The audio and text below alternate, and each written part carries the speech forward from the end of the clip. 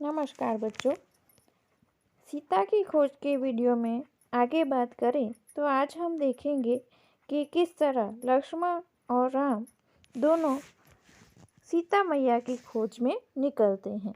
पाठ को फिर से याद कर लें तो अंत में हमने देखा था कि रावण सीता का हरण करके ले जा रहा है। उस समय सीता मैया अपने आभूषण उतारकर नीचे फेंकती है।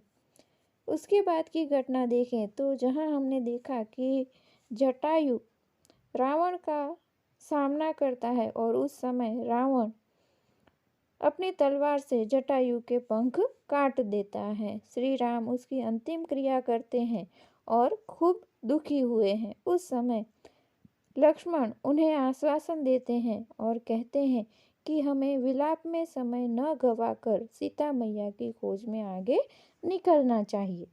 इस प्रकार दोनों भाई आगे बढ़ते हैं। आगे का मार्ग कठिन था। राम और लक्ष्मण को लगभग हर दिन राक्षसी आक्रमणों से जूझना पड़ता था। यानी कि वन का प्रदेश है और वहाँ पर अनेक प्रकार के राक्षस हैं, वो उनके मार्ग में बाधा डालते थे। अनेक कठिनाइयाँ आई, अवरोध मिले। दोनों राजकुमार प्रत्येक बाधा पार करते चले गए।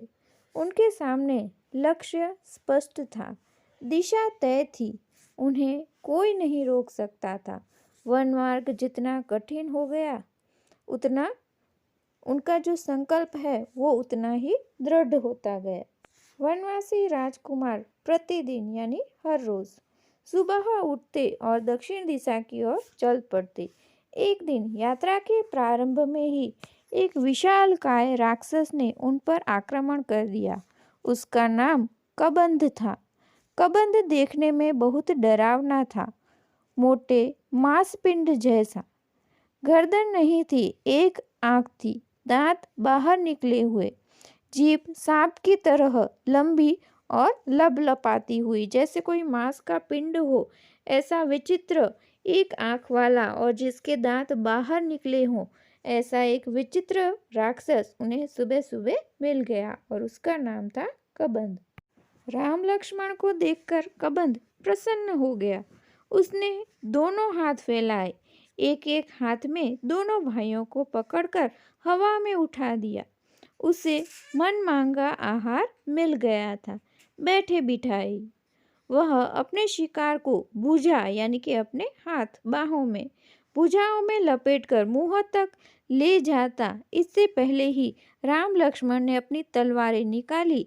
एक झटके में कबंध के हाथ काट दिए। उसके हाथ धरती पर गिर गए। कबंध उनकी शक्ति और बुद्धि पर आश्चर्यचकित रह गया। कौन हो तुम दोनों? उसने पूछा। हम अयोध्या के महाराज दशरथ के पुत्र हैं, राम और लक्ष्मण।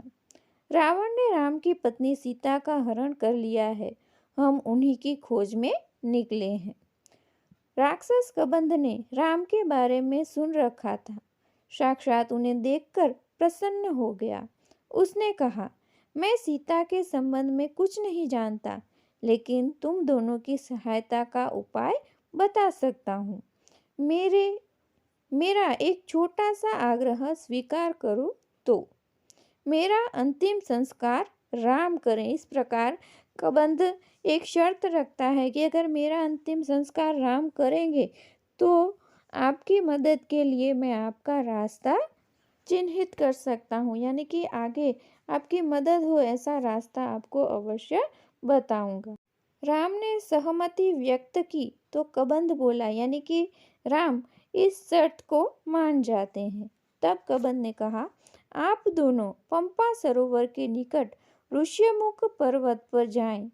वह वानरराज सुग्रीव का क्षेत्र है। वे निर्वासित जीवन व्यतीत कर रहे हैं। सुग्रीव से मदद का आग्रह कीजिए। उनके पास बहुत बड़ी वानर सेना है। सुग्रीव के वानर सीता को अवश्य खोज निकालेंगे। इस तरह कबंध सुग्रीव से मित्रता करने की बात करता है और सुग्रीव हैं वो वानरों के राजा हैं। कबंध की सांस टूटने लगी, उसका अंत निकट था। राम और लक्ष्मण को अपने निकट बुलाते हुए उसने कहा, पंपा सरोवर के पास मतंग ऋषि का आश्रम है, वहीं उनकी शिष्या शबरी रहती है। आगे जाने से पूर्व शबरी से अवश्य में मिल लें। यही बोलते बोलते कबंध के प्राण निकल गए। राम ने अपना वचन पूरा करते हुए उसका अंतिम संस्कार किया और पंपा सरोवर की ओर चल पड़े। अब उन्हें शबरी से मिलना है और उसके बाद वानरों के राजा सुग्रीव से मिलना है। कबंध की बातों से राम को बहुत ढांढस हुई, यानी उन्हें आश्वासन हुआ कि शायद अब सीता की खोज हो पाएगी। सीता तक पहुंचने की आशा बलवती हुई। राम को सुग्रीव की क्षमता और उनकी वानर सेना की शक्ति का पता चला।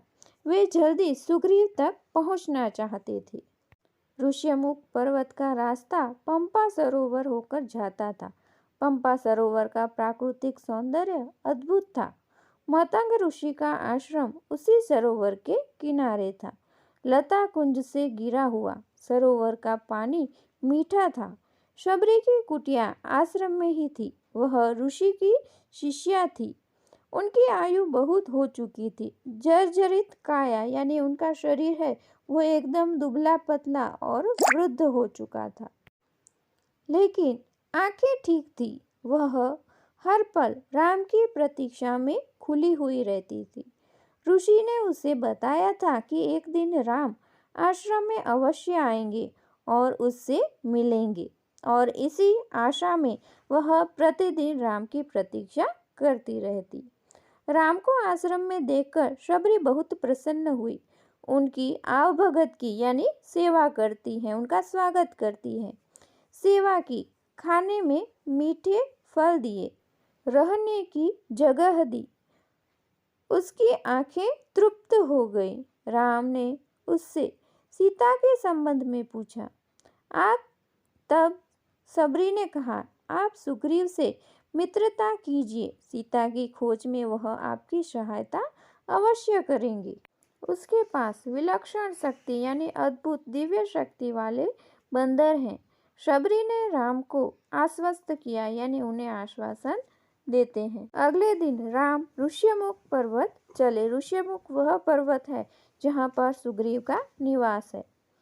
उनकी व्याकुलता अब घट रही थी और मन में शांति लौट रही थी। अब उन्हें विश्वास हो गया था कि वानरराज सुग्रीव और उनके बंदर सीता की खोज में अवश्य हमारी मदद करेंगे। तो इस तरह यहाँ हमने देखा कि वे सुग्रीव और उनकी सेना से मिलने के लिए व्याकुल